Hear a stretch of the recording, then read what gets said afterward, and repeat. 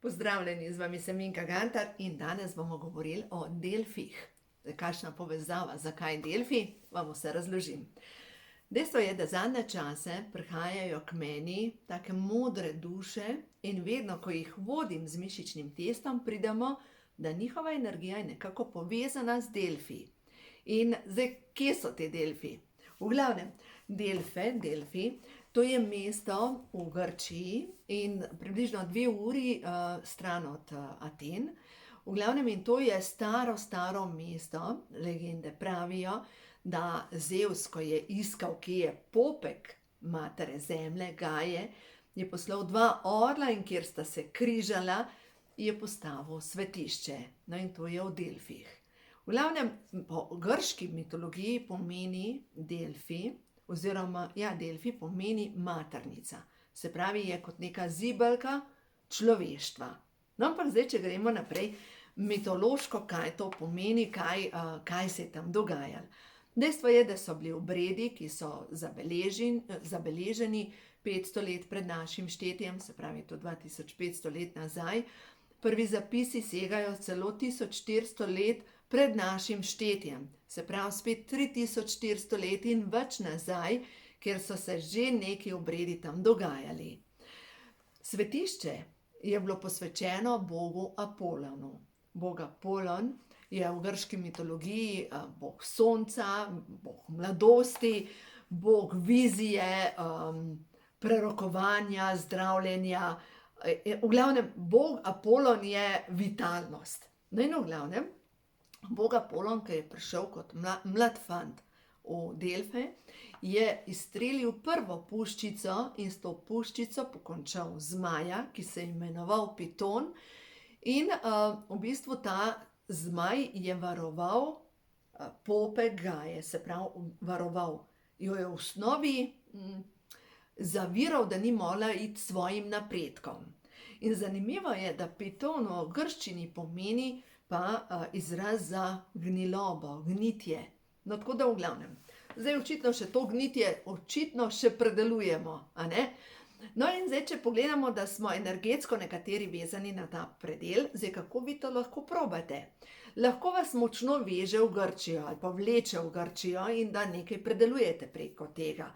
Druga stvar, pa lahko enostavno naredite mišični test in če jaz ta trenutek naredim mišični test in se vprašam, jaz sem energijsko povezana z Delfi, sem. In tudi vem zakaj.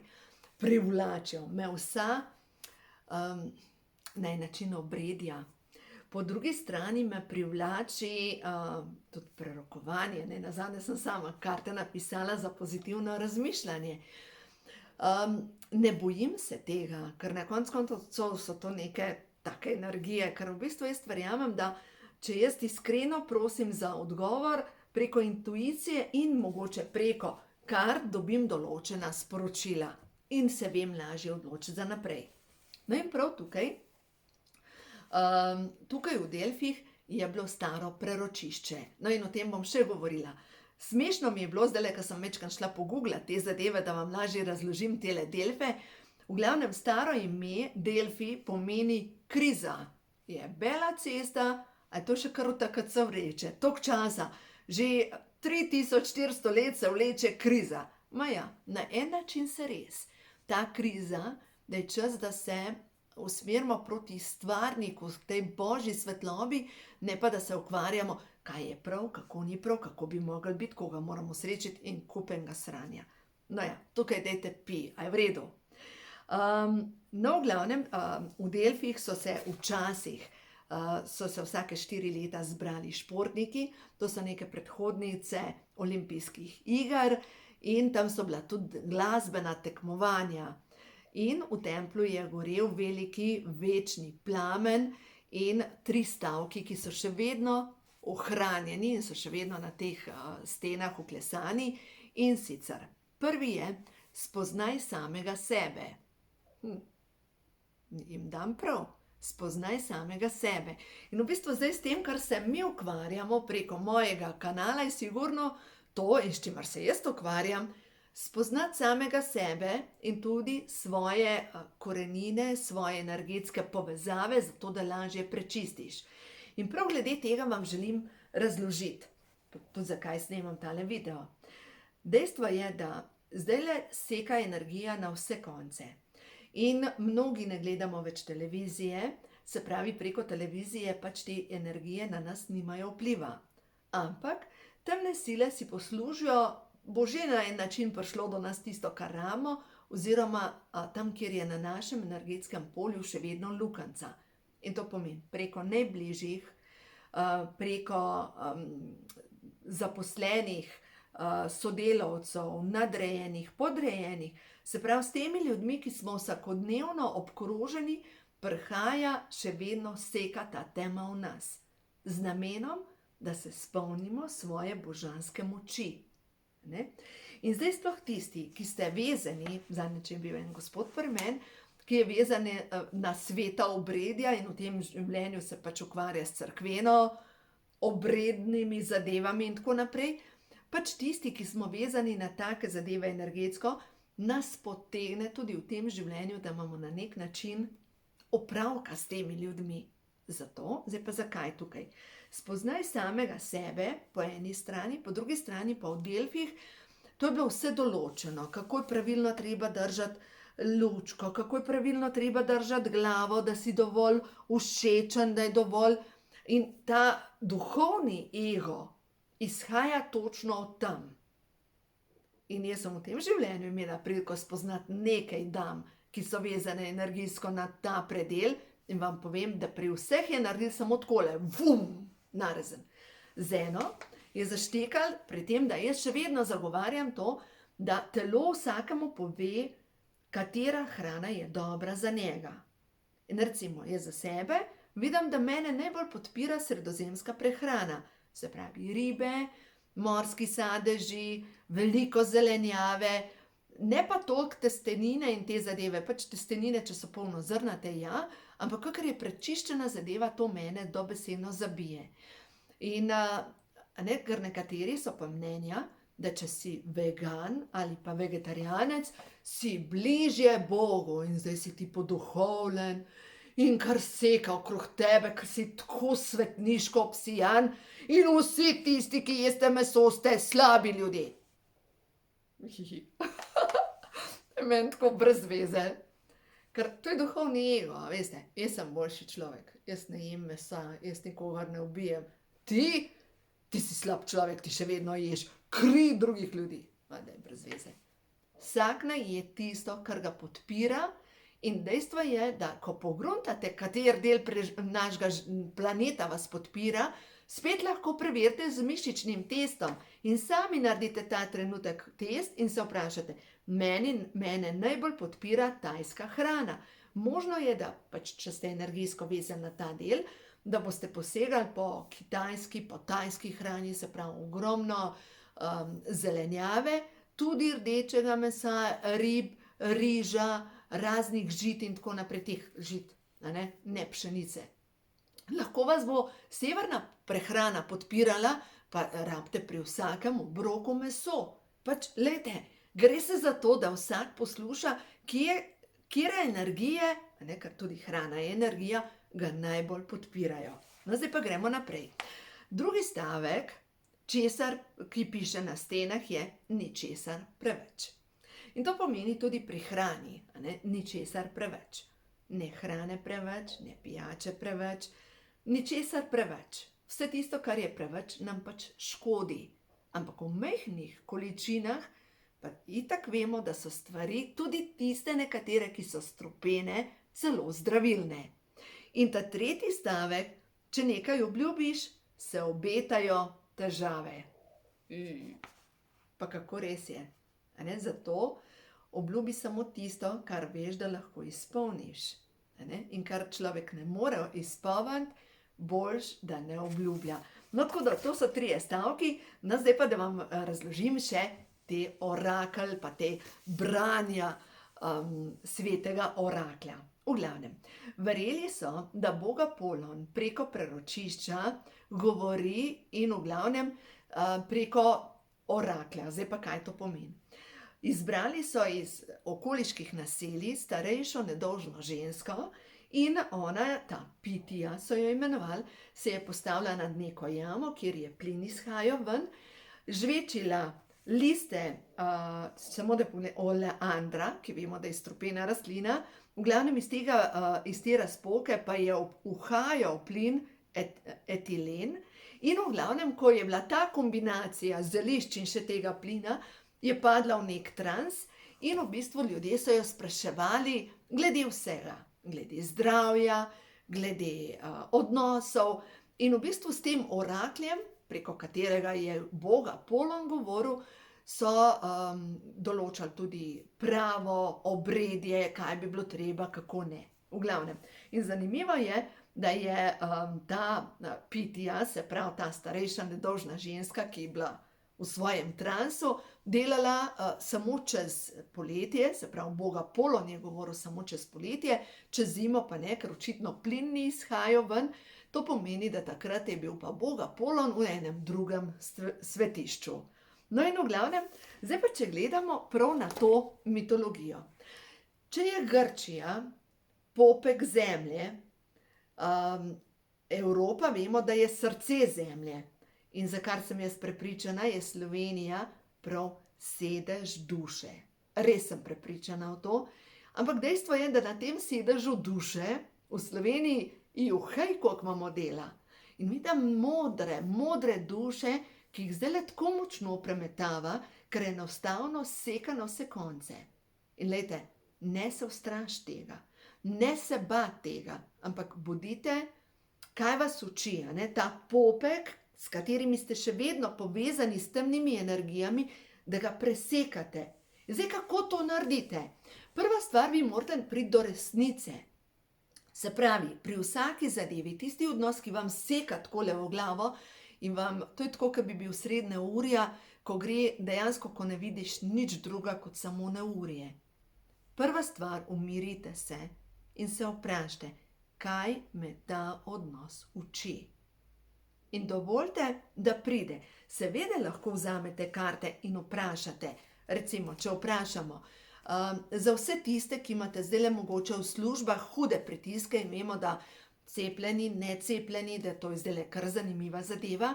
In tukaj mogoče se učite jasno postaviti svoje meje, da ne dovolite, da vam nekdo, ki je prepričan, da je cepivo zdravo, pa potrebno, suli pamet. A ne, ker glejte, tukaj smo se zdaj začeli naenkrat deliti med cepljene pa necepljene. In tisti, ki smo necepljeni, glejte, se boste pač mogli jasno postaviti. In a veste, kaj opažam? Da tisti, ki smo necepljeni, pustimo ljudi pri miru. In pogosto tisti, ki so cepljeni, kot da bi bili hipnotizirani in enostavno te hoče prepričati, da si zdaj ti slab človek, ker se nisi cepil. Tako da, glejte, učimo se, vsi se učimo. In dajmo pogledati. Za vse tiste, ki vas zdajle v službi premetava na polno, tako mogoče, da ne morete več v tisti službi zdržati. No, poglejmo, kaj vas uči. Prva karta je padla dol in je zanimiv. Zanimiv, poglejte. Vaša služba vas uči, da ja, povezano je z vašim obstojem. Seveda, prav karta obstoj je prišla. Ampak druga stvar vas pa uči, da obsedite mirno in se res vprašajte, kaj si jaz želim. Kaj je tisto, kar mi moja duša želi povedati potom določenih oseb, kaj z njimi predelujem. In mogoče, če ste v ženskem kolektivu, kaj pa če se vprašate, ta ženski kolektiv, ki ga imamo okrog sebe, mi se poznamo iz življenja v Delfih. In jaz točno vem, kam me je nekoč potegnil, se povem. V glavnem, v ta novo knjigo, ko imajo duše žur, sem dala ene pesmi, pač ene gospe. In dejstvo je, da nisem je, pač seveda sem jaz prekršek naredila, ker nisem pisno obvestila, prosila in tako naprej, ampak sem ji samo tako vsa vesela povedala, joj, lej, tvoja pesemca bo noter, in je odreagirala in mi je rekla, da ne želi, da so njeni biseri v knjigi nekoga, ki ni hvaležen. Ok, recimo, da jaz nisem hvaležna, ampak druga zadeva pa, vsak govori svojo resnico. Se pravi, to, kar jaz tebi obesim, ti si nehvaležna, jaz govorim mojo resnico, se pravi, sem jaz ta, ki imam s tem kakšen izziv. In enostavno sem rekla, ok, zdaj pa mene te energije ne podpirajo. In kaj sem naredila? Zbrisala iz knjige ven in napisala sem svojo prvo pesem. Bila sem tam. Videla sem, čutila sem, dihala sem. Bila sem tam. Prebuja se nov dan. Jutranja zarja poljublja nebo. Stojim in samo sem. Svojo prisotnostjo, s celo svojo bitjo, sem priča rojstvu novega dne. Slavim novo rojstvo. Bila sem tam. Dlani mi poletijo v nebo. Od sreče, radosti, od ganjenosti. Ker rodil se je nov dan. Bila sem tam. Iz grla poleti radostna pesem. Od sreče, radosti, od ganjenosti. Ker rodil se je nov dan. Bila sem tam. Telo se mi giblje ob čudovitem proslavljanju, od sreče, radosti, od ganjenosti. Ker rodil se je nov dan. Bila sem tam. Solze sreče mi polzijo po licih. Od sreče, radosti, od ganjenosti. Ker rodil se je nov dan. Bila sem tam. In tudi ti si bila tam. Svečenica vsej svoji lepoti. Spomni se, bila si tam. In če ti zdajle pri tej pesmi gre srh po tvojem telesu, kurja polt, pomeni, da si bila tam. Tvoja duša ve. Tvoja duša ve in si povezana s to energijo svečenic, ki so tako veličastne, tako mogočne, ampak vse to sveto obredje se je pač spridlo. In danes vemo, da kar se tiče cerkvenih obredov, obvladajo magijo. Verjemite mi, da jo obvladajo. In druga stvar, na začetku, ko so se te sveti obredi začeli, ni bilo sprijeno. To je bila čista povezava z Bogom. Čisto slavljenje, ker dejstvo, bolj kot mi poveličujemo to energijo Boga, večja je naša moč. In s tem, ko še zdaj delamo in se zahvalimo in priznavamo Božjo prisotnost v našem življenju, se povečuje naša božanska moč. Naš obstoj. Naslednja je prišla zaupanje. Zaupanje, da nas bo življenje točno tja odneslo, kjer je pravo mesto za nas. In če mogoče zdaj izgleda, da ste nekam padali in da padate in da enostavno nimate varnosti, zaupajte, da vas nosi Božja energija v bolj srečno življenje. Ja, glejte, orel, ki želi iti drugam, ali pa mladički, ki želijo poleteti oziroma ki morajo poleteti iz te skalne police. Veste, kako mama, oče in mati, oče orel in mama orlica spravita svoje mladičke, da poletijo. Ko je čas, gnezdo enostavno opustošita. Ona, mama, odleti in ujame plen in se postavi na bližnjo polico. In ti orliči, ko je njihov čas, da poletijo, vidijo, da hrana je stran, da morajo poleteti. In dejstvo je, da oče, te mladički, ki poskušajo poleteti, jih je strah, ampak so lačni, mama je tam. In ko poletijo, in če ne zmore poleteti, ga oče ulovi. In to je v bistvu prispodoba, verjemite, tudi vas bo ta očetovska energija ulovila, če se podate v neznano. Brez skrbi. In ko oče orel, ne da tega otroka, tega orlička nese k mami, pa rečejo, bogi, res ne moreš še leteti, da ti bomo dali papcat. Nazaj v gnezdo, dajmo ponovi vajo. In če se vam zdajle dogaja, da ponavljate vajo in da nikakor, da poskušate poleteti, pa padete, pa greste nazaj, ponovi vajo, dokler ne boste poleteli. In zdaj naslednja stvar, naslednja karta je prišla, celovitost. Gre se za to, da zaključimo pole. Zdaj pa zanimivo, kar je gor. Poglejte, prav približati moram orel, labod, se pravi je vaša lepota, orel, lahko poletite, yin in yang, celovitost, uravnovešenost, teme in svetlobe in kača, se pravi je sklenjen krog. In tukaj na vrh je biser. Juhej, ja, sklenjen krog, ne se bati tega. In zavedanje, kdo jaz sem. Slačenje starega, zavedanje, kdo jaz sem. Boginja, ki samo slači to temo, ki je okrog mene, in bolj kot se zavedam te svoje moči v sebi noter, večja je moja moč. Pač tako je. In vem, ni enostavno. Jaz sem imela zdajle zanimivo obdobje, res zanimivo. Juhej, kaj se ni čistilo. Dejansko se je vse čistilo. Ampak zdaj tako čutim, da sem pa že na zeleni veji in da se res počutim dobro. Gremo še na prehod v novo dobo. Ker smo vsi na prehodu v novo dobo, nova zemlja prihaja, je tukaj in čas je, da res počistimo vse tisto, kar nam ne služi več. Da vidimo. Zdravljenje. Zdravilni mir vstopa v moje celice in v mojo dušo. Moja duša se zdravi. In naj s to mislijo zaključim, se pravi 27 je ta karta, zdravljenje. Sprejemam zdravljenje. Moje telo se zdravi samo. Bolezen pomeni samo opozorilo, da sem izven ravnovesja. Kaj naj spremenim? Kateri odnos mi povzroča kronični stres? Bolezen je blagoslov, je klic k spremembi. Moje zdrave celice so vedno bolj močne. Naj se zdravljenje začne zdaj. Naj se zgodi zdaj. Tako da v glavnem, ja, lejte, tale naša slovenska duša, srčika, duše sveta. Čas je, da pozdravimo vsak pri sebi tisto, kar ima za pozdraviti. Tudi tisti, ki se vam zdajle na polno dogaja, verjemite mi, da čistite tudi družinsko karmo, ker ne morete biti vzdravljeni, če ni vzdravljena družinska karma.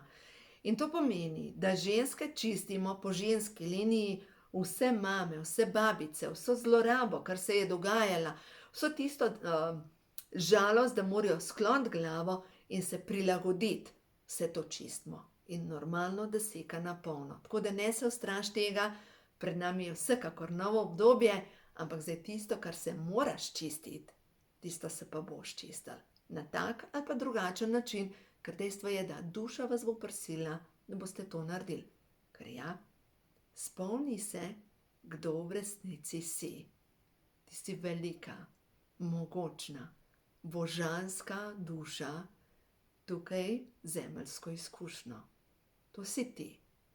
Mogoče si pozabila, skozi vsa leta, tisočletja, enostavno si pozabila, kdo si. In zdaj je čas, da se spomniš in da narediš korak naprej. Tako da pošiljam ti ogromno ljubezni in dovolj, da se vsa ljubezen zgodi skozi tebe, že s tem, ko sebe objameš, ko sebe zrihtaš, ko sebi rečeš, ej, bejba, lepa si, v redu si, zaupam, vse bo v redu. Tako da, uživajte, drage boginje, dragi bogovi, če kakšen gleda tale video, v glavnem dovolite, da se v vas jasno postavi moška plat, ampak ne agresija, ampak tisto, da jasno stojite na zemlji, in druga ženska plat, milina, sočutje, ljubezen. In ko boste v ravnovesju, boste videli, enostavno te energije ne bodo več mogle pritiskati na vas. Tako da želim vam vse dobro pri vašem potovanju, naj se v vašem življenju začnejo dogajati čudeži.